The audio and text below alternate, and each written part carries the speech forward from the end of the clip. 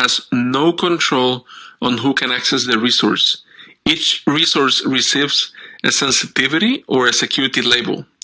Now, the security classification of the object and the compartment or categories of that object belongs to are also part of this process. Now, for example, a file can be given a security classification, let's say top secret, and then it can be associated to categories, let's say engineering or finance or a specific project or a specific topic. Now, a label is also attached to each subject and indicates the clearance level to that subject. So examples of security classifications, as you learned in previous lessons, are top secret, secret, confidential, or unclassified in the case of military or government environments, or confidential, private, sensitive, and public for the commercial sector. And again, this is a refresher from previous lessons, and you should already know these type of concepts. Now, categories instead can be anything that is meaningful for the organization. This can be work groups, they can be projects, they can be business units, and so on. Now, the system using a mandatory access control model will authorize access to an object only if a subject has a label that is equal or for hierarchical systems that is superior to the label attached to the object. Now, in a hierarchical system, a label is superior if it has the same or higher classification, and it includes all categories which are included in the object security label. Now, systems based on mandatory access control models are considered more secure than systems in a discretionary access control model, and that's because the policy is enforced at the operating system, reducing the risk of mishandled permissions by a user. Now, however, the drawback of mandatory access control based systems is that it does not offer the same degree of flexibility offered by discretionary access control based systems, and where the user can actually set their own permissions, of the whole system. Now, due to the low degree of flexibility and more complicated administrations, mandatory access control systems were historically used in environments where high security was needed, such as a military environment or in the case of a government. However, mandatory access control systems are being more and more used in commercial sector as well. An example of an operating system implementing the mandatory access control model is the SE Linux operating system. There are a few concepts related to the mandatory access control model. The first one is that mandatory access controls are controls where the operating systems or policies, or the policy enforcer, decide on whether or not granting that access. Now, the owner does not have control and cannot decide to grant access to a resource. The security policy is enforced by using security labels. Now, this is an example of a mandatory access control. A security label is associated to user A and to user B, and also to the file A, which is a resource that the users are attempting to access in this case. Now, in this example, the user A has both the clearance level and the category matching the classification and category on file A. So in this case, access is actually granted to user A. In the case of user B, it does not have the clearance necessary to access file A. So in this case, access is denied to user B. Control model, or otherwise known as RBAC, uses the subject's role to take an authorization decision. Each subject needs to be assigned to a role. However, the assignment is actually done by the system administrator, and this is called user assignment, or UA, fairly straightforward. Each role is then assigned permissions over an object, and this is, of course, is called permission assignment, or PA. And now the RBAC model, so the role-based access control model, improves scalability and simplifies administration. And this is because a subject can just be assigned to a role without having to modify the permission over an object. An example of this is whenever a user changes his or her job, that user is simply removed from that role. And that is done instead of having to remove or change permissions to all the objects that the user was interacting before changing his or her job. A subject can be assigned to several roles, and a role can include multiple subjects. In the same way, a role can have multiple permissions, and the same permissions can be assigned to multiple roles. This creates a many-to-many relationship. Now, the RBAC model supports least privileges, separations of duties, and data abstraction principles. The least privilege principle is provided by configuring the RBAC system to assign only the privileges that are needed to execute a specific task to a given role. Now, the separation of duties is obtained by configuring the system so that the two roles are mutually exclusive and are needed to finish a task. Now, data extraction is achieved by using abstract permissions. An example of this is actually if you have a lock, you can, for example, open it or close it. Or if you have a file, you can actually assign permissions to read, write, or execute. Now, according to the National Institute of Standards and Technology, or NIST, there are 4 components of the RBAC model. The first one is flat RBAC. The second one is hierarchical RBAC. The third one is constrained RBAC. And the fourth one is symmetric RBAC. And here I include a link to a paper titled The NIST Model for Role-Based Access Controls Towards a Unified Standard. And it actually covers these components in detail. It's a further evolution of access control model to adapt to organizations that need more complex access control models. And this will take into consideration other factors besides the identity or the role. Examples of these factors are the user's location, time or temporal constraints, and the level of risk or even threats information, and there's maybe others as well. So ABAC describes an access control model where the authorization decision is based on attributes which are designed and assigned to subjects and to objects. Also environmental conditions and a set of policies which are linked to these attributes and condition. Attributes are defined as characteristics that belong to a subject, that means a user, an object, that means a resource, or an environment.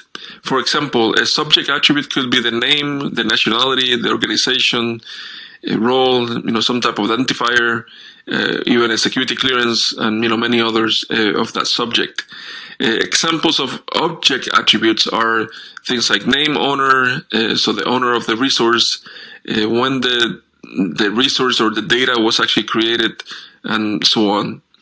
Now, environment conditions are instead contextual information associated to the access request. Things like location of the access, time of the access, threat levels. These are all examples of attributes of the environment. Now, every object should also be associated with at least one policy. This regulates in which operations a subject could perform on the object, right? So which operations that a user can actually do or perform on that object. This is done by examining the attributes and the environmental constraints. These are key concepts related to attribute-based access control model, or ABAC. Attribute-based access controls are controls where the access decision is taken based on the attributes associated to subjects, objects, and environment. Attributes are characteristics that belong to a subject or a user, objects or a resource, or the environment. Then another thing to remember is that the user role, identity, and security classification could be considered also as attributes. This control model is a conceptual framework that describes how the access control should be designed. That is, how a subject interacts with an object. There are several access control models. For example, access controls that authorize access to resources based on the identity of the subject are called identity-based access controls. However, any access control can usually be categorized as discretionary access controls and non-discretionary access controls. The key differentiator between the two is based on the entity that decides how to enforce a policy. With discretionary access controls, the object owner has the right to decide who can access an object. Non-discretionary access control is a broad category that includes all types of access control models where the authorization is decided by a central administrator instead of by the object owner. Access controls are configured and managed by users with administrative or elevated privileges. Although this is necessary, the concentration of power can be dangerous. Mitigating controls include segregation of duties and dual controls. Segregation of duties requires that tasks be assigned to individuals in such a manner that no one individual can control a process from start to finish. Dual control requires that two individuals must both complete their half of the specific task. Oversight of user and administrator access reflects best practices and, in many cases, a regulatory requirement. At a minimum, 3 categories of user access control should be logged and analyzed: successful access, failed access, and privileged operations.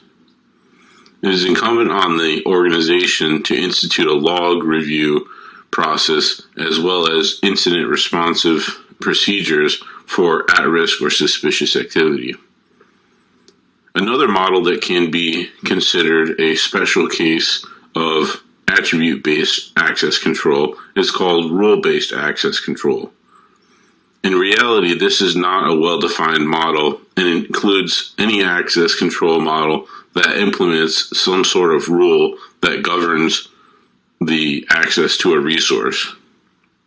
Usually, role-based access controls are used in the context of access list implementation to access network resources. For example, where the rule is to provide access only to certain IP addresses or only at certain hours of the day. In this case, the IP addresses are attributes of the subject and object, and the time of day is part of the environment attribute evaluation. Access control is an access control model that is meant to control access to a network based on the time or day the access is requested. An example of this would be a doctor's office who has specific working hours of 8 a.m. to 5 p.m. If a device tries connecting to the wireless network at 3 a.m., this would be very unexpected and suspicious. It could likely mean that someone is sitting in the parking lot trying to access the wireless network while nobody is around. This could easily be an attacker trying to gain unauthorized access to the network for malicious purposes. This, of course, is only one example of the many use cases of time-based access control. To address this, the organization could implement a time-based access control policy which says that access to the wireless network is only allowed between 8 a.m. and 5 p.m. Finding the weaknesses and vulnerabilities in a system or a network is a huge step towards correcting the vulnerability itself or putting in appropriate countermeasures to mitigate, threats against those vulnerabilities, right? So potential network vulnerabilities abound, with many resulting from one or more of the following, right? So the first is policy flaws, design errors, protocol weaknesses, right?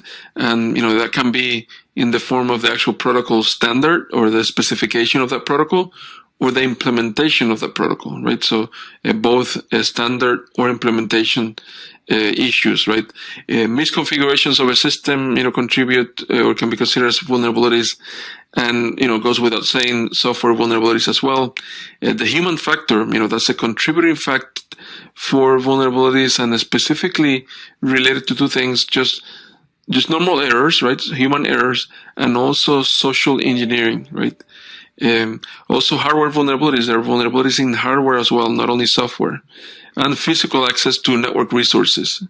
Now, Cisco and others have actually created databases that categorize vulnerabilities and also threats in the public domain. Now, whenever you actually look at these databases and the vulnerability reports, you often see an identifier, right? A vulnerability identifier. And that's done using the Common Vulnerability and Exposures standard, which is a dictionary of publicly known security vulnerabilities and exposures, right? So a quick search using your favorite, search engine will lead you to the website, as far as actually the CVE website, but it's actually maintained by MITRE. I'm showing the link here. And again, typically whenever you see disclosures, you see these type of identifiers. They start with the acronym CVE and then dash, followed by a year, right? So by the date on when the vulnerability was actually disclosed, right? So again, the year and then dash and then an identifier, a number, right? Now there are also databases, right, or repositories. The most popular one is the National Vulnerability Database, or NVD, and I'm actually sharing the link in here and a screenshot of their site. And this is actually a repository of standards-based vulnerability information, right? Again, there you can actually do quick searches for vulnerabilities. You can obtain information about the details of a vulnerabilities and references to other, the reports of those vulnerabilities and the disclosure of the, vendor disclosure of those vulnerabilities, right?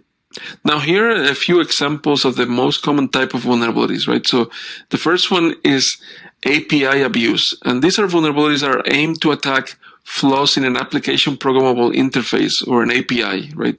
And there's also authentication and authorization bypass vulnerabilities, right? So where you can bypass an authentication of a system or, bypass authorization process on that system. They're a very popular one, and unfortunately, one of the most culprit of a lot of vulnerabilities out there is actually a buffer overflow. And a buffer overflow is when a program or a software puts more data in a buffer than it can hold, right?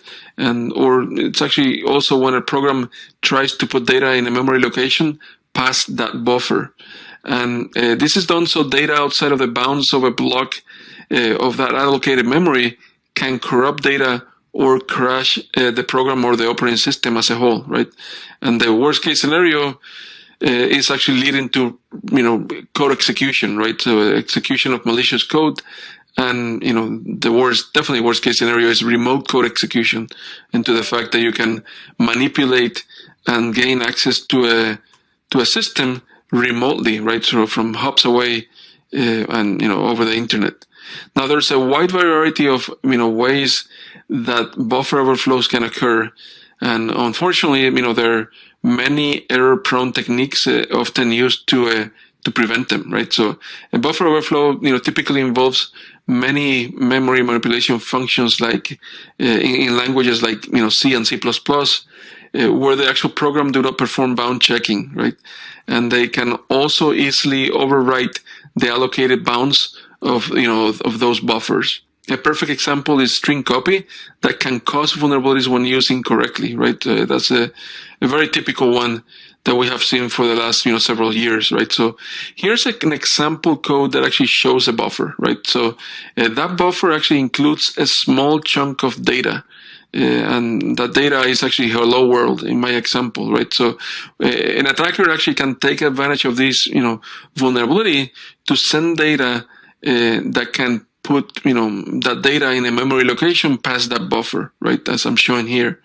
And, so again, as you can see here, that the actual attacker sent the data, and in this case, the data is called every world. And that, was more than the buffer actually could hold.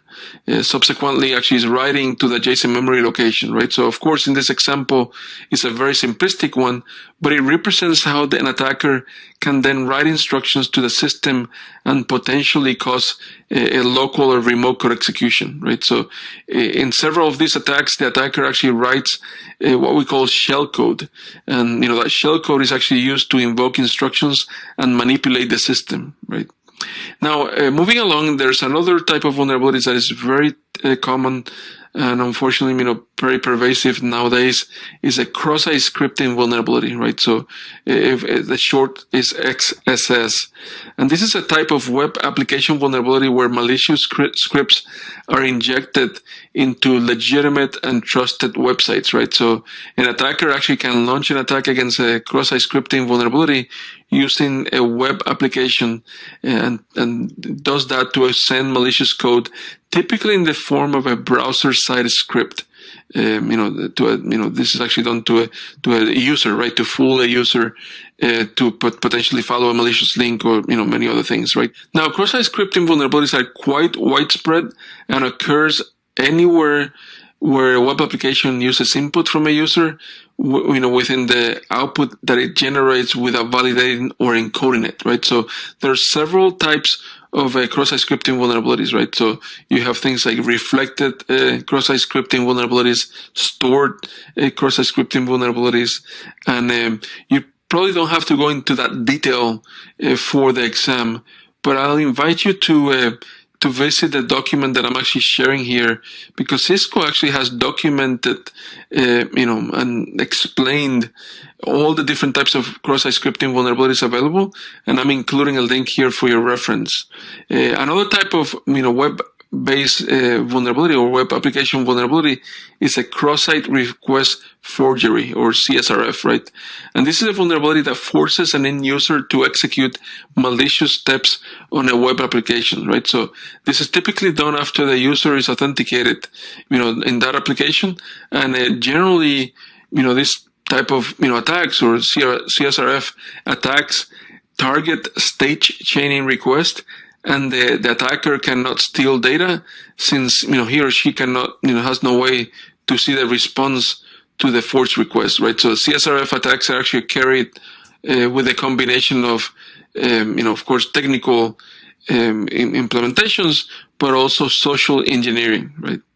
Another type of vulnerabilities is cryptographic vulnerabilities, right? So these are vulnerabilities and flaws of cryptographic protocols or their implementation, right? Another one is the deserialization of untrusted data vulnerabilities, right? They use or cause malformed data or unexpected data to actually abuse an application logic, right? And they can actually cause a denial of service attack or a denial of service condition, or even execute arbitrary code, right? Another, type of vulnerability is a double free. And these are vulnerabilities typically in languages like C and C++, that actually occur when, the actual free function is called more than once, and, with the same memory address as an argument, right? So that's another type of, common vulnerabilities, throughout specifically these languages and implementations. Now, insufficient entropy is another type of vulnerability, right? So, and this is a vulnerability when a cryptographic application does not have proper entropy. An example of this is whenever a PRNG or a pseudo random number generator can be susceptible to insufficient entropy. And this type of vulnerabilities are leveraged by attackers to actually be able to weaken or, attack the cryptographic application, because there's no proper entropy and it's very, easily to actually be guessable. And these are typically susceptible whenever, these PRNGs or the pseudo random number generators are actually initialized. Now, there's another type of vulnerability that is also fairly popular. This vulnerability is SQL injection, and this actually is whenever an attacker can insert or inject a SQL query via the input data from either a client to the application or to a specific database, or through a web, based application, and then of course subsequently actually inject this to the database.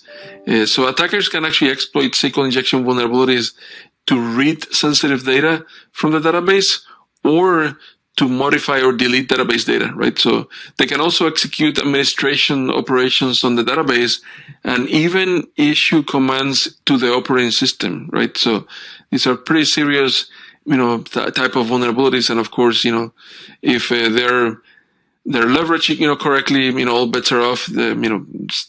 Sensitive data can definitely be stolen and exfiltrated out of the organization, or, completely render the database useless, or delete the data in the database, right? So there are many, many other types of vulnerabilities, right? So, if we actually enumerate all of them, we'll be here, for a long, long, long time.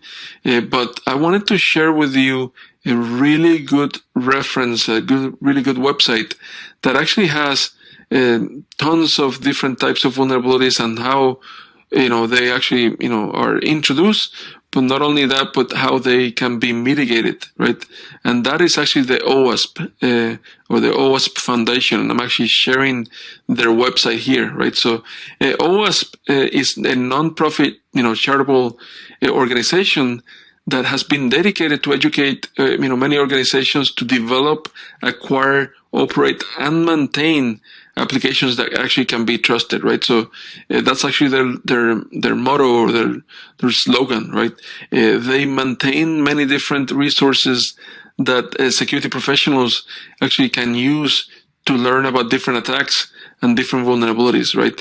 And again, not only, learn about this type of vulnerabilities, but also how to protect them and how to, proactively, not introduce, those vulnerabilities from the beginning.